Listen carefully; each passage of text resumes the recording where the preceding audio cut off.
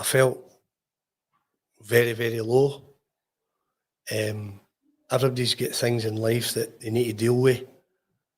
You touched on the mental health thing earlier, and I never came in when probably I should have, but I've suffered for a lot of problems, mental health through the years. Take my tablets, take my medicine. I'm not embarrassed to tell anybody that. Folk think, oh, she'll get happy-go-lucky. I guess through a lot of that stuff as well. And I deal with it. I'd lost my dad. I've been through a divorce.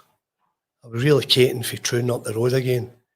The wee pick me up was being back at the club, and Haley took that away from me.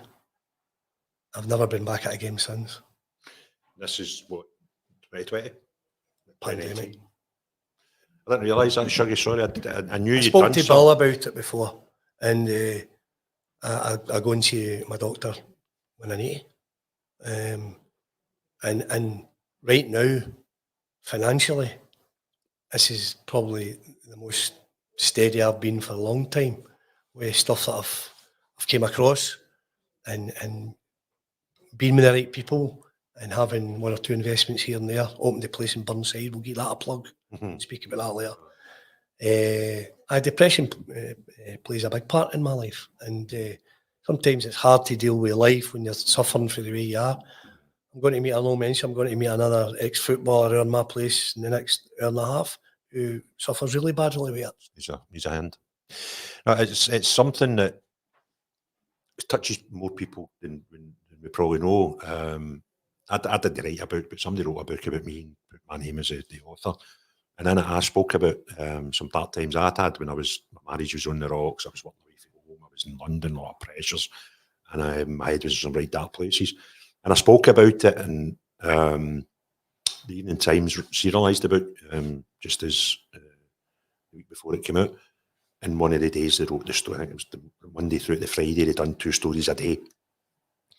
And it was bizarre timing, because we got told, he phoned me on a Sunday, Chris Jack was at the Herald. He says, Craig, I'm going to do this and this bit tomorrow, is that all right? I went, oh, that's great, aye, that's fine, that's great. Put him in. Phone me on Monday. Craig, I'm going to put these 2 bits in Tuesday, you all right with that? Oh, brilliant, Chris, cheers, it went down well yesterday, thanks for plugging the book. Phone me on Tuesday. Craig, and I went, Crystal, right here, Chris. What? I says, well, just been told my dad's dying. Eternal. No see the week out. I says, so, with all due respect, put whatever the fuck you want out. Yeah. Right? It doesn't matter to me anymore. And in hindsight, I probably, if he'd phoned me and he went, I'm going to put it about your depression, I would have probably went, going to no do that. Aye. Because it's personal, and if somebody buys a book and I need to talk about it further, then fine, but getting it splashed through the front of paper, my dad's not read the book yet, my mum's not read the book yet, they might not be aware of these situations. What's going on, yeah. So, in hindsight, if there wasn't my dad's situation, he probably wouldn't have put it in the paper. My dad died on a Friday.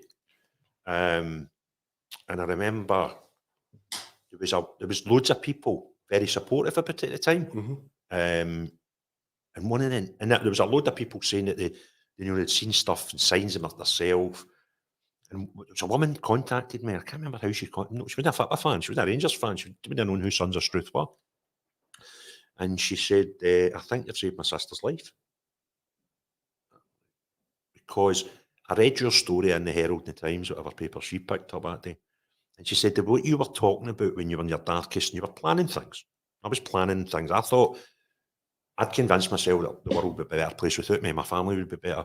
And at that time, I thought my life insurance will not pay out if I do something about it. So I'll make it look like an accident. Mm-hmm. And I speak about it in the book. And she said, and what you're talking about in the sleep and all these things, she says, I've just saw my sister. She says, I've drove out to my sister's and I've said to her, that man's the same as you. There you go. And my sister broke down. Wow. And my sister says, I'm that man. And she says, I got her the help she needed. And it's a horrific thing. I mean, I was fortunate, touch wood, that I got through the other end of that. But you've always got it. It's just, and I tell you, David McKinnon, when we sat there last week, he's got a book out and I read it. And I said, David, something's just hit me with your life. We convince ourselves. David, when he said he was younger, always felt when he was up here and he was playing for the Rangers and he was doing all these things, he was playing for the Scottish League Select, there's got to be a drop because he does using his younger life as a kid that a bit horrific to deal with. He says, but he always, when he was good, he was always shining himself because the bad's coming. He says, but what I learned in older life is, well, the opposite's true as well. See, when you're down here, if life goes like that, then see when you're here, You've got to go back. it's got to. Yeah, well, And a lot of us don't, you know, we're always looking at the night, and I thought, it's a cracking way of looking at it. I think what's probably helped me personally is, obviously I was in the pub game, and obviously I meet a lot of players that they like a drink, and can go to it very, very easy.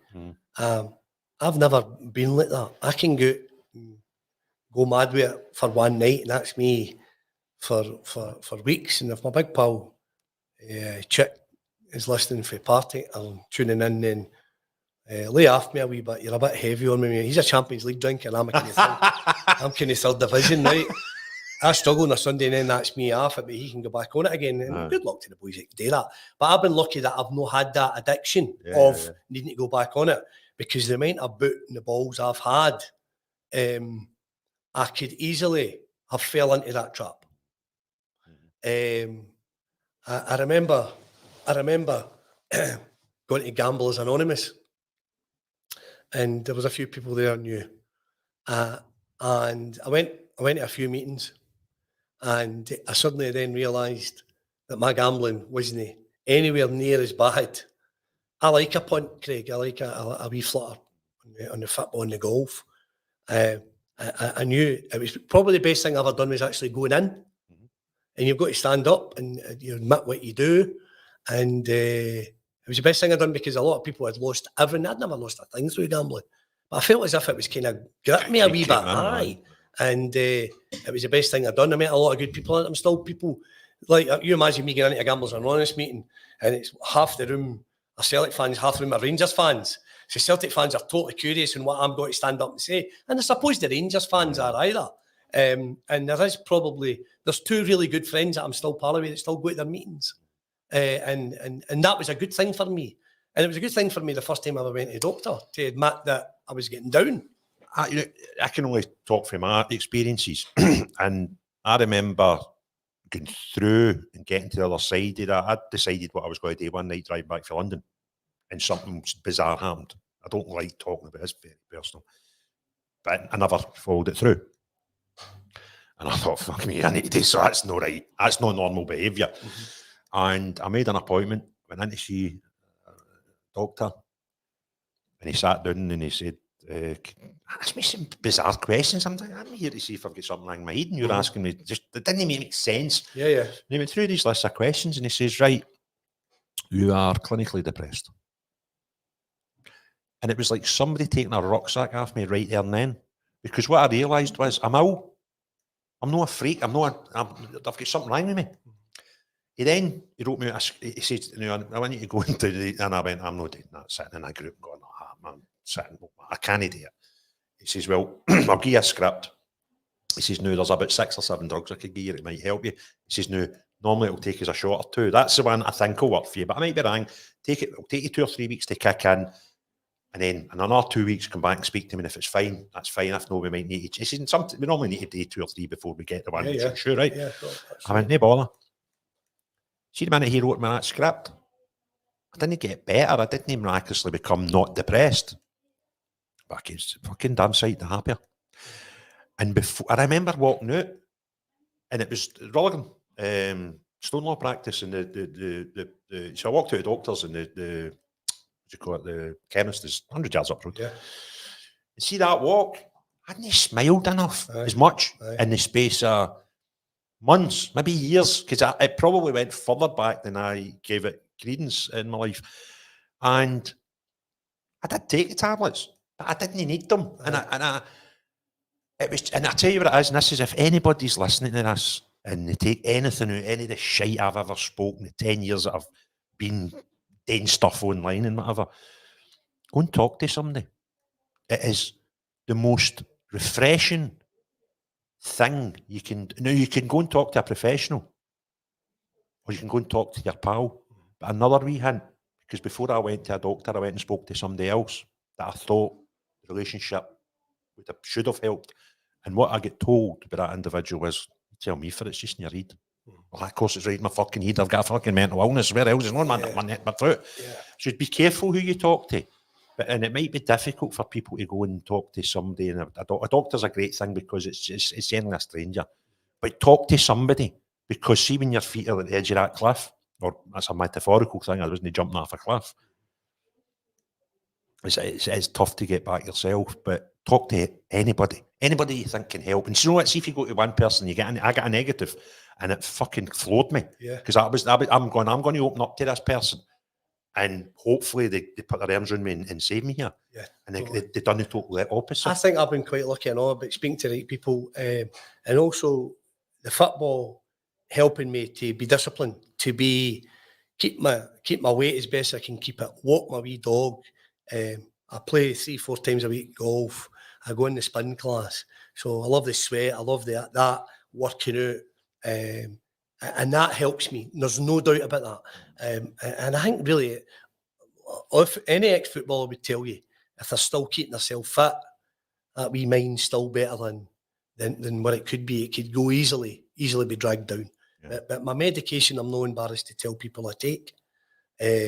I've probably mood swings more than anything with me. As you say, see that wee walk. Somebody come into my head and I could walk with Dougal, my wee spaniel, for an hour and be buzzing, and then something could negative come into my head again and I could feel quite flat. But I'm not saying I'm good to be about. I'll still like my fun. But no, I think you're right. Anybody out there that's maybe not listening to our football, if they want to listen to their football players are human people as well. We all suffer for things, and there's people playing the Premier League in England on $100,000 a week suffering from depression. So it's there, and it's never going to go away. When I my deepest bits of depression, I was a sales director for a company in London. My company car was a 6-month-old Jaguar, and sometimes it would be a Bentley because the guy owned it in a Bentley and he quite liked the Jaguar, and sometimes I had me swap motors for a couple of weeks. Paid good wages.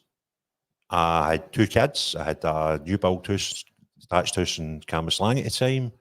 And for the outside, people were like, what the fuck's he getting happy with? Yeah.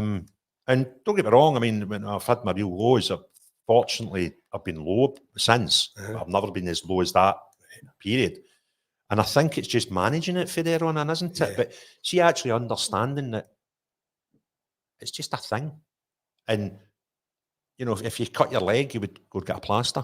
If you get indigestion, you'll take a heartburn tablet. So see if you've got something going on in here. Aye. Why would you not do or take something to help? Totally. You're talking about that wee walk for the doctors to the chemist. Yeah. I'm of similar thoughts when I started doing match days. That was for me on the back of walk. Aye. See, just something that you were talking about there, Hugh, and it's a bit bizarre. And this conversation's been right off, and man, I never seen coming. Something to do with football. Fair enough, it's fair play to you for bringing it up and carrying on with it. It's certainly could be helpful. If it's helpful to one person, it's been worth doing.